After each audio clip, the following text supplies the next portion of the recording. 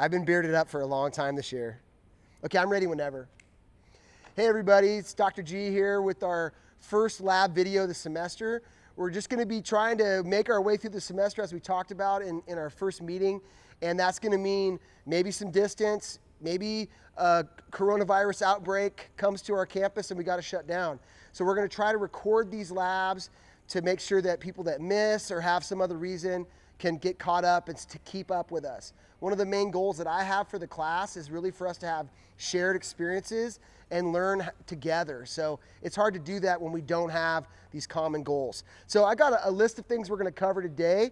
First, I just wanted to talk about social distancing and safety. That's going to be a theme throughout the entire semester. Like I said, the first lecture, my goal is for us to make it through the semester. And I'm not worried so much about COVID transmission during our labs, as you're going to see why in a second. But I'm more worried about just reminding you to be safe when you're at home and in different environments, because that's where the transmission is going to occur. So make it through this semester. Wear a mask, right? We're outside. When we're outside and we're socially distanced, we're not required to wear masks, but there's going to be times during labs that we should wear them because we are going to get close to each other. So wear a mask, obviously wash your hands. I got some stuff, hand sanitizer. And something that we added just this week on IRF's great idea is that we've provided you with some tools to remind you what social distancing actually is. So if you get too close, you might get noodled. Whoa. Okay, we got the noodles ready. I got a stack of them. And I'm going to bring them to every lab, and I'm going to hand them out to people, and they're going to be able to self-police social distancing, and it'll be pretty fun, I think, too. What else we got? The goals for the lab, right? I'm going to make some subsequent videos to really drill down on some of these topics, but from the labs, the only things that are going to be produced and submitted are going to be collaborative documents. You're going to work with groups in these labs and in the write-ups of the labs. So you're never going to be asked to write something up on your own from the labs. And I'll cover that a little bit more. Really what we're trying to do here, this is an introductory class, and we want to frame soils. We want to give you an exposure to soils and try to show you how they connect to everything on the landscape in your life. Civilization really depends on soils. So we want you to come to these classes, or if we have things that are satellite, we want you to gain experience through directed observations. We want you to observe and be present, and we're going to talk about the use of your cell phone as something that we really like to do in this class, taking pictures and really trying to develop that content that we can all use, and obviously documentation. A big skill that you're going to need in your career, if you're a PCA, if you're a high school educator, or any other career, is documenting what you do, both visually, through video, through audio, and through pictures. So with that, we're almost done with this stop. We're going to take a walk across campus today to cover some big ideas, geomorphology, and how you can learn about soils and landscapes all around you. We're going to talk about being observant and using your phone as a tool to try to get valuable information. And we're also going to talk about how you can really gain a lot of experience from each other. Right? That's a huge piece of this class. We're going to go on a walk now across campus, and the goal would be, if you were here, just to observe the environment around you and think about stuff that catches your attention, and always, always, always have a why statement. I saw this thing, I thought it was interesting, and here's why, right? And what we're going to do is on our walk, we're going to be observant. Hopefully people are going to find different things, and then we're going to recount or report out when we get to the next stop. So let's head off to the next stop.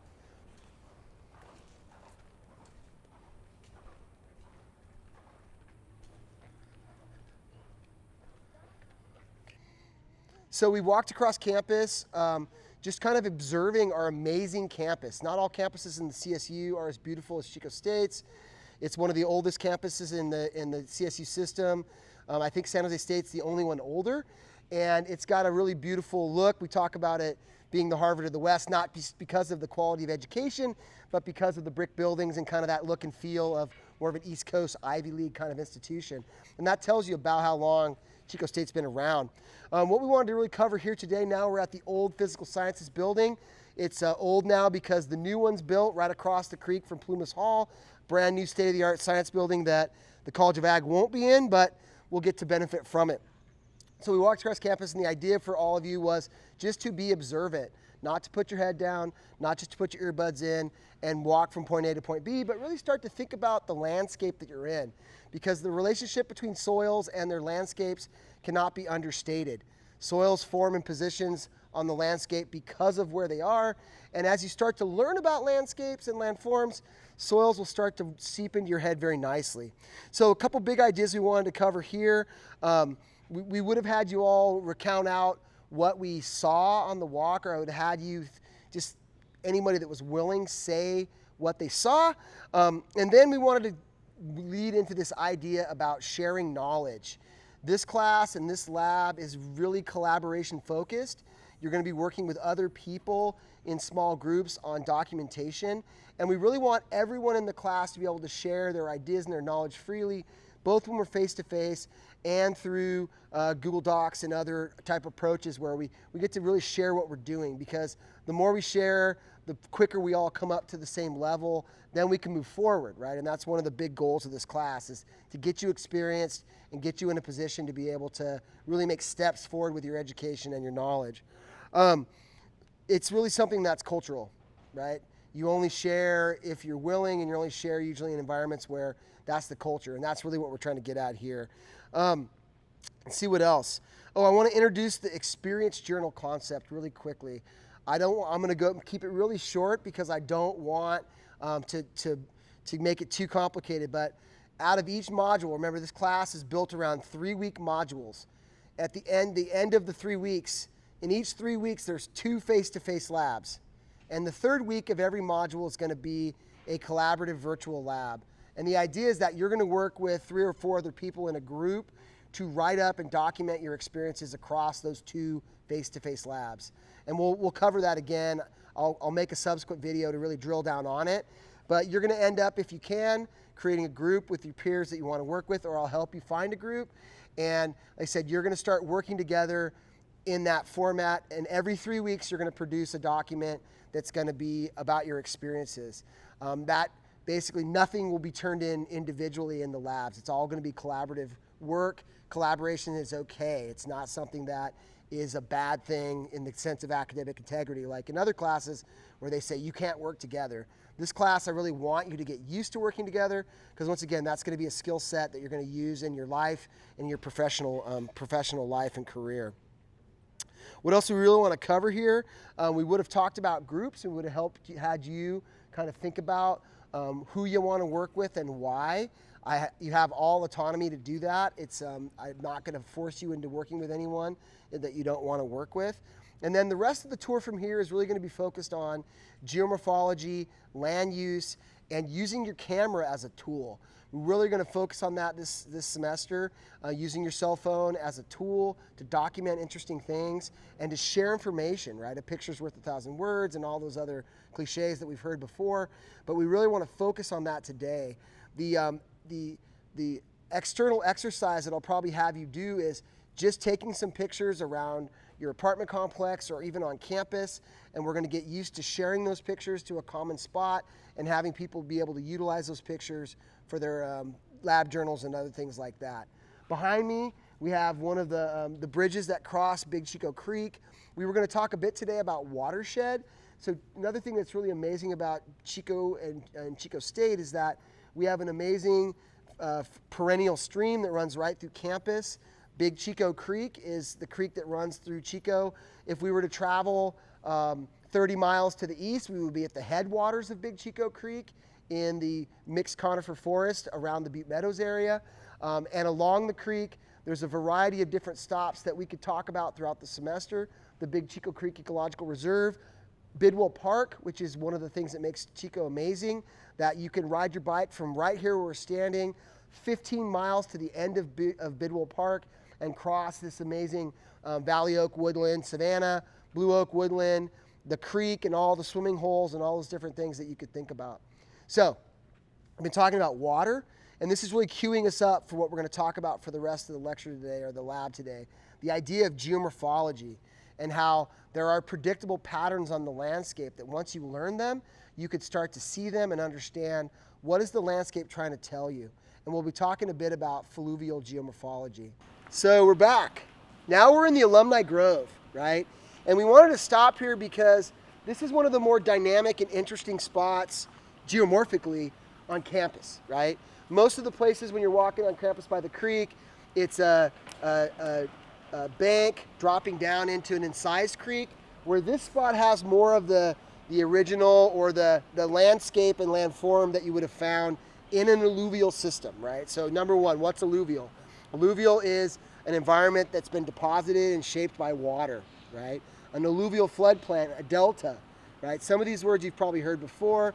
The idea that in the Great Valley of California, that would be the San Joaquin and the Sacramento Valley, we have lots of alluvial soils as material was eroded away in the mountains and deposited in the valleys, and creating these deep soils that are useful for a variety of different agricultural purposes.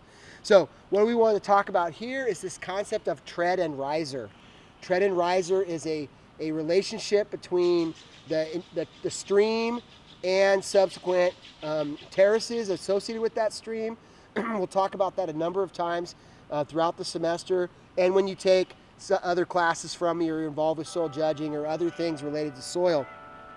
Tread and riser, or as you think, if we were over by the creek right now, we'd see the current channel and the current place that the creek resides. That would be tread number one. And every place where there's a bank that leads up to a flat and a bank that leads to a flat, that would be a tread and a riser sequence.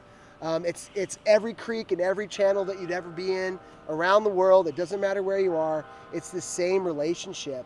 And it's indicative of how floodplains form and how streams are constantly moving around as they're incised or they blow out and they move to different places. And like I said, we'll talk about that just in a very general sense this semester.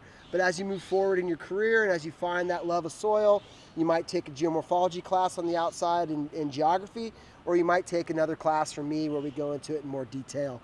But you can really see it right here. I'm standing on one of the treads, and over here behind me, you can see the riser slope. So you can imagine that not too far in the past, this would have been the active floodplain of Big Chico Creek. It still is, it just doesn't flood every year. Even in the last 4 or 5 years, we've had water flowing through the Alumni Glen as we had large flow events that flowed down Big Chico Creek. Like I said, and you can have these be very complicated with multiple tread and riser sequences in all kinds of different places. So what else were we going to do here? This was going to be the first stop of where I was just going to let you all wander around for 5 or 10 minutes and really emphasize the use of your phone. Your task here would have been just to wander, look around, and take pictures of things that you thought were interesting, and start to lock in that why statement of why are they interesting. And then we would have used those pictures and you would have uploaded them to a common file with the common file structure. I'll follow up with that in the supporting materials for this lab.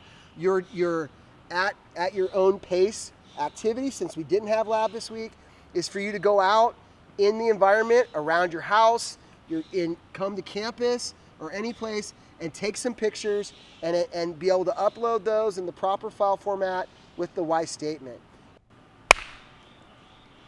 So like I said, the task that you would have, and you can still do this if you're on campus, is just come to campus. Be safe, bring your mask, and just wander around and look. It's really an amazing place. And like I said, here at Alumni Glen, there's all different things going on. We have all the different environment. We have some native restoration with native plants, other different things, the big metal Chico State symbol. And it's just a great place to relax. It's usually shaded anytime you want to be here.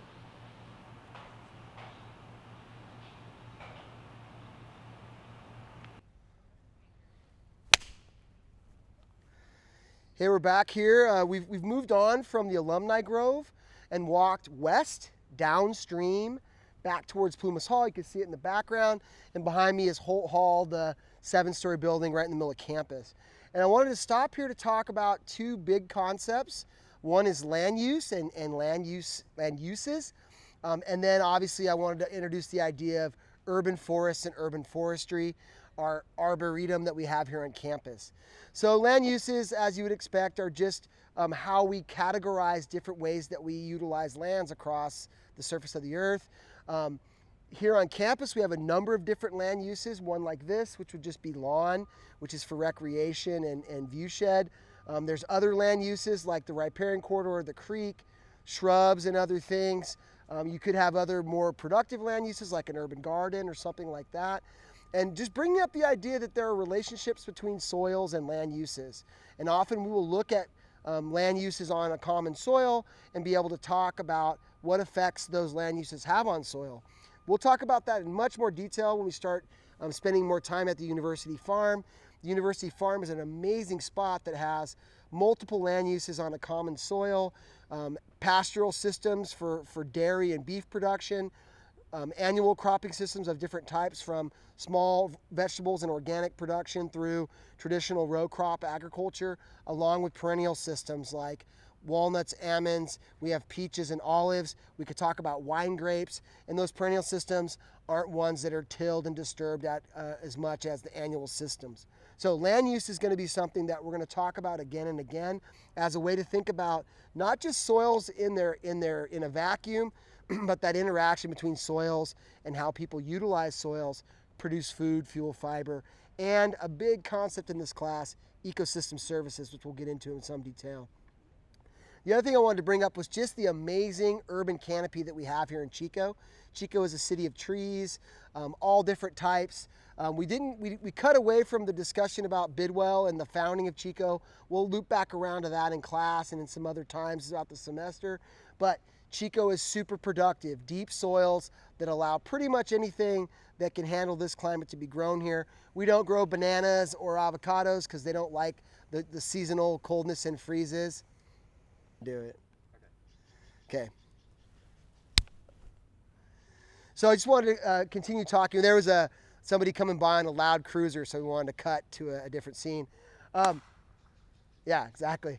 No, I was actually talking to the camera about it.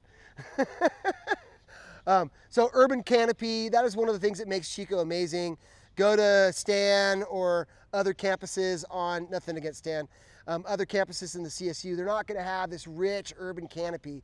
And we start talking about ecosystem services, we think about what are the things that the trees and the vegetation and all the things that come with it provide us as services. Shade, fresh air, habitat for a variety of different organisms, and some other things that we'll get into much more in detail. This would have been another stop that I would have had you all walk around for a few minutes and just take some pictures and try to explore the environment that's right outside our building. Right behind me is Holt Hall, which you would either have spent time in when you were here before, or you will spend time here in the future. So now we're going to go to our last stop. We're going to get to the closest to what the native environment would have looked like in this area before it was leveled and drained for agriculture, the savanna valley oak woodland ecosystem. And we have a tiny remnant of it out by the boiler chiller plant downstream. And now we're going to walk down there for our final stop of the day. Well, here we are, we've made it. Just to show you the diversity of land uses on campus, I wanted to come to this last spot. We're almost on the most farthest western part of the campus. We're right next to the boiler chiller plant where the electricity is produced and the heating and cooling for the campus is generated. This is over by Yolo Hall and by the gyms and the putting green and all the stuff just across from Plumas, which is right over there. And I like to come to this spot because it is one of the spots that has one of the more native looking land uses on campus. The stuff on the campus to the east is a lot more lawn. There is some riparian corridor, but here we have some of what you might have thought of as this understory of grasses and this valley oak woodland canopy. I bring that up because later in the semester we're going to start diving down and drilling into the campus as a place. We're going to talk about the farm as a place, and we're going to start talking about, like I said, soil, land use interactions in these environments. So we really have made it a long way in a short time. We've covered safety. We've talked about the goals of being able to be observant, take pictures, try to create a culture of sharing and communication in our class, not just between you and I, but between all the students in your labs, and you creating a cohort and really trying to learn together. That's one of the goals of this class. I want you to get that into your mind and realize that you don't have to work in the background to communicate. You can work in the front. This is not an environment where your communication has to be undercover and done outside of class. I want that communication to be done directly in class. Hopefully this isn't the way the whole semester is going to be. We're going to try to record some of these for practice for us and to have the content. Hopefully we're going to meet next week if the smoke settles a little bit more and we don't have outbreaks of coronavirus when everybody comes to campus and starts enjoying Chico. But if we do, this will be part of the class. We'll be having these videos along with some activities that you could do on your own to try to make sure that you get the experience so we can continue to talk about soils and how they're so important to you and everyone else on the planet. So with that, have a great day. Thanks to Irv for manning the camera and the students that came out to demonstrate the noodle techniques. And we'll see you again soon. Take care.